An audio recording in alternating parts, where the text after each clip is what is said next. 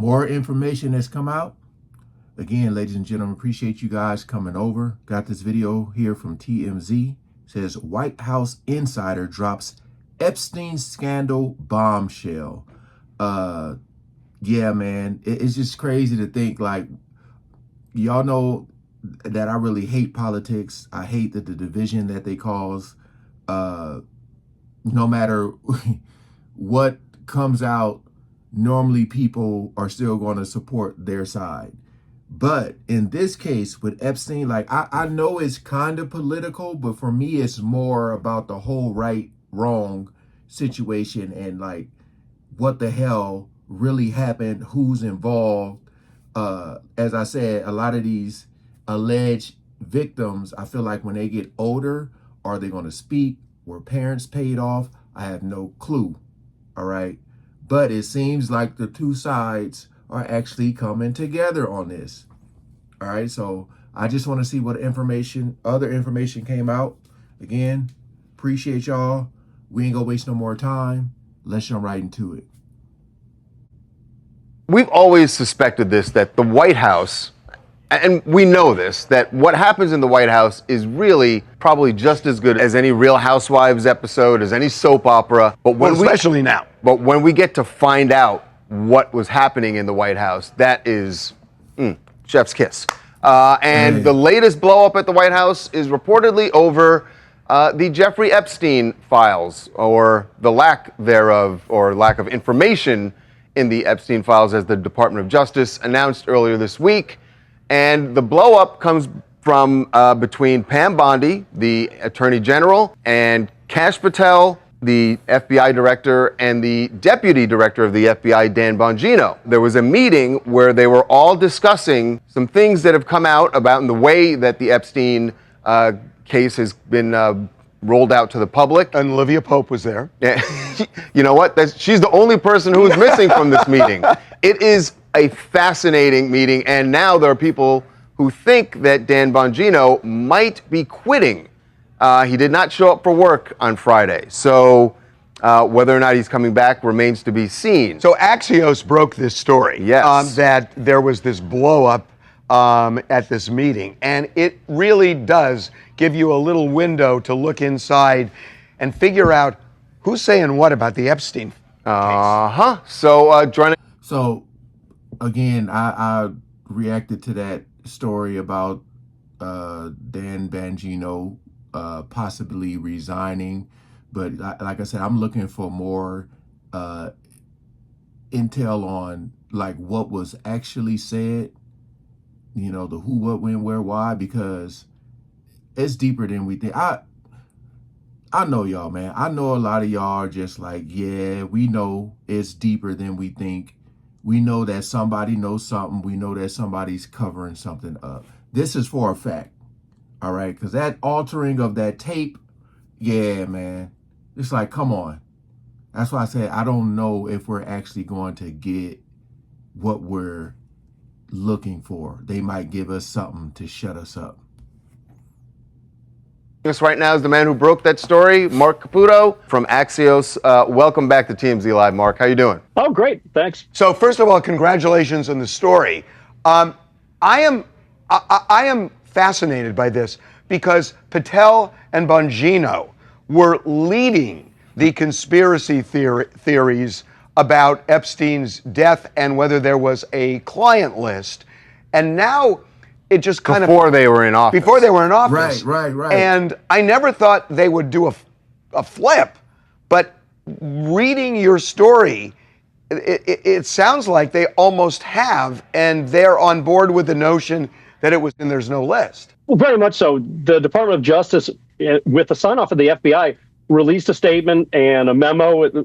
Axios first reported it, saying there was no client list and there was no of Jeffrey Epstein. And Bongino and Patel himself both acknowledged, accepted, advanced that belief. They've even said it on television.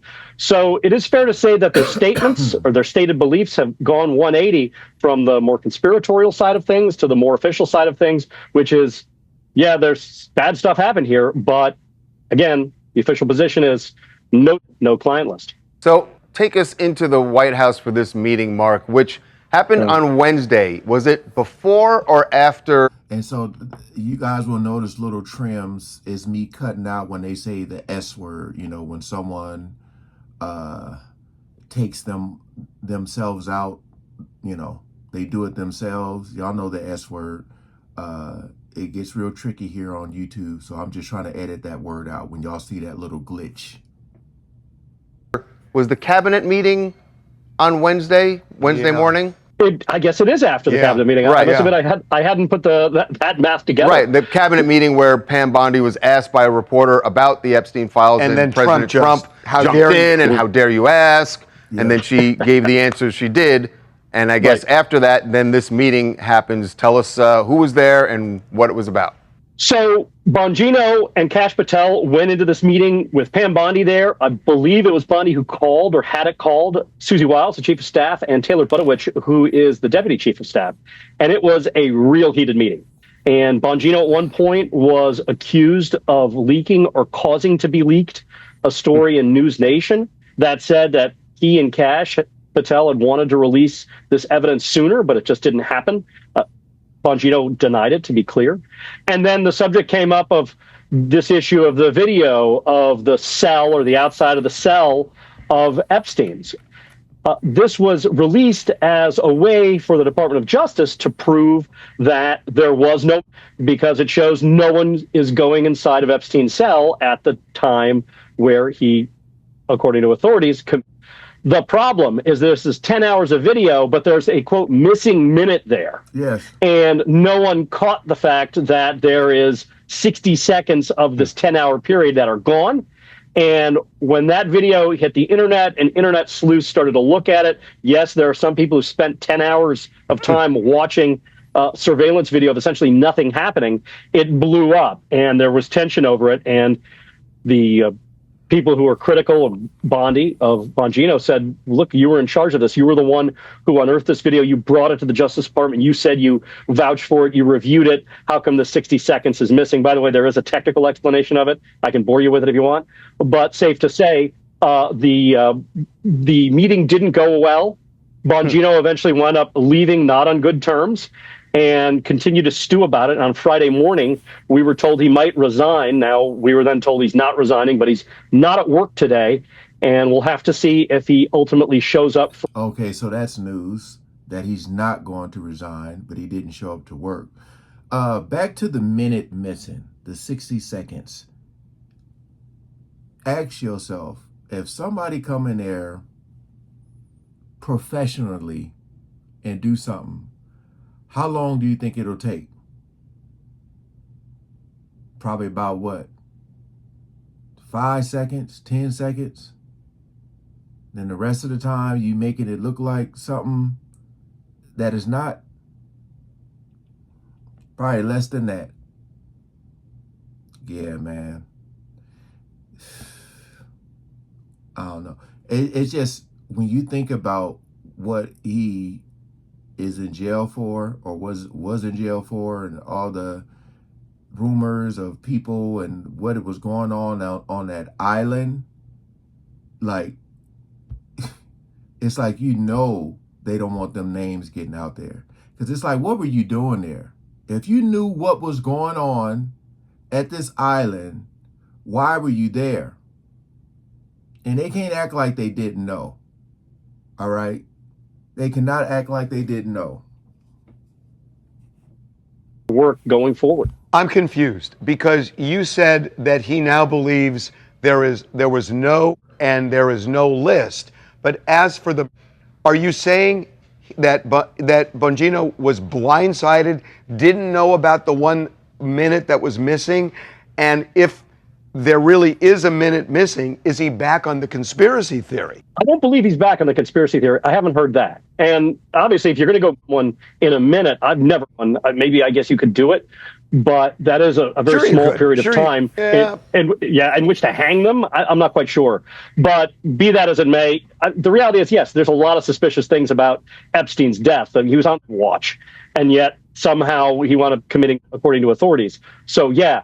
However, we have not heard, nor has Bongino stated or implied in any way, shape, or form that he believes that there. Apparently, he still believes. Kash Patel believes. All the official authorities believe that this lied. And he says, so he's pissed, no he's pissed off because he thinks Pat Bondi mishandled it. Correct. What happened with Bondi is early on in the administration, Bondi said, I've got the Epstein client list. She didn't, these aren't her direct words, but responding to a question about Epstein's client list, she says, I have it on my desk. She said, and she was going to review it and then she was going to release everything. Well, it turns out according to them, there's no client list.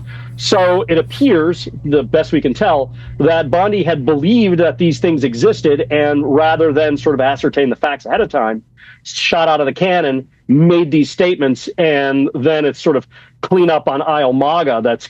It's like, why would you announce to the world it's on my desk before you review it?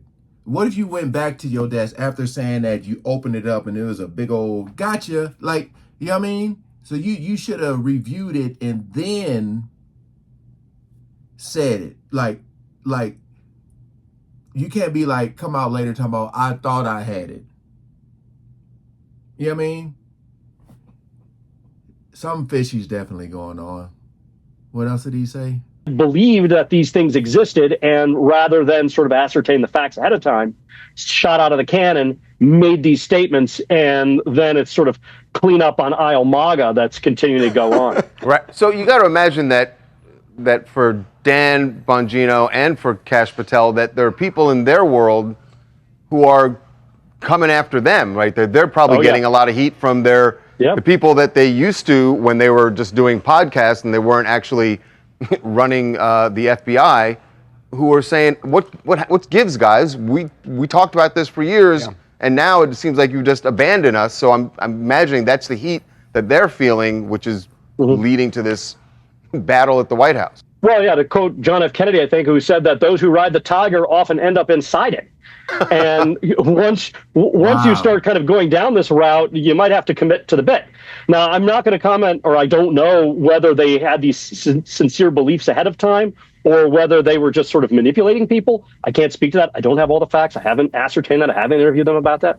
But what we can say is that they made all of these statements as podcast guys and as influencers and as people who had no real authority and had no real responsibility to speak responsibly. Yeah. Once they got in the FBI, things changed. So bottom line is this. It's a lot easier to podcast and post and say whatever comes into your head than it is to actually govern or work as a sworn law enforcement agent in the FBI. Well, the other way, look, the other way of looking at that is that when you get into the Trump administration, you better get on board or you're booted. So we're not sure. Well, it's every administration. I mean, right? Well, that's true. That's true. But real quick, last thing.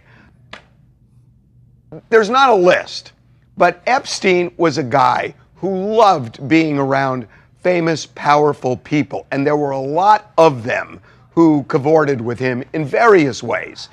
Yep. May not be a list, but not a client list. Not a client list, but everything I've seen with the government, with UFOs, with the Kennedy assassination, is we just can't assume they're being transparent. And maybe they're in that file that it may not be a list, a proper list, but there are probably names. To your point, on Sunday or over the weekend, I did a story about we are still getting documents in the JFK assassination. Right. And we're still learning things about people who were involved in CIA operations who contacted, or better said, had contact and were monitoring Lee Harvey Oswald before the assassination, lied about it and covered up about it. And we're only finding that stuff out now thanks to the Trump administration. But the lesson that it has in the JFK files, which is release everything to prevent the conspiracy theories and to help everyone understand something, or understand this, they're not completely honoring or following through with the Epstein case. The government has consistently sort of botched the handling of the information, the prosecution, and then the post-death release of all of the documentation that we have about him. And when you have vacuums of information, conspiracy theories fill it pretty fast. Okay, I'm going to get the last word. There was a conspiracy at JFK. It was covered up. The Warren Commission was a sham, and we still don't know. So there. And I've looked at this since I was 16 years old. Okay. He has lived it, come Mark. back and talk about JFK whenever you get a chance. All right, man. I feel like most of us are in the same boat as far as knowing that something definitely is being hidden from us, because they're trying to protect. Again, think about the many steps you have to take. Like, let's just say you're a person who is new to this bubble of these trifling people, you know, and you're just like tagging along, and they're like, so we're going to an island. Yeah, it's this guy such and such, such and such. You go, I'm just saying, you go there for your first time. And when you get there, you're seeing all of these people, these famous people, and you're just shocked, like, oh my God, such and such, I can't believe these people are here. And then things start to get a little strange and weird, right? Strange and weird. You had no clue this stuff was going on, but you're seeing it now. You're seeing what's taking place. And then there's actually places on this island where you can't go unless you either sign something or just something. Y'all know what I mean, like different rooms or just whatever the case may be. You go, you see all this crazy stuff happen, and then you go home. Whenever, how many days you're here, you end up going home. I'm wondering how many of those people know, have they told other people, and have those people returned to that island? As far as when this stuff was happening and when it was going on, how many people were first timers and became second, third, fourth, fifth, just to be involved in around this celebrity world? So it's just amazing to me how many people get quiet when this stuff comes up. But when you look at pictures and stuff, you see a lot of these faces, and you be like, yo, what happened? I just feel like when they go on either a late night show or a podcast or just something, they don't want to talk about it. So they let them know that, and that question cannot be asked. So I'm gonna look like who attended the island, an interview of what happened on that island. You know what I mean? See how many actual celebrities pop up.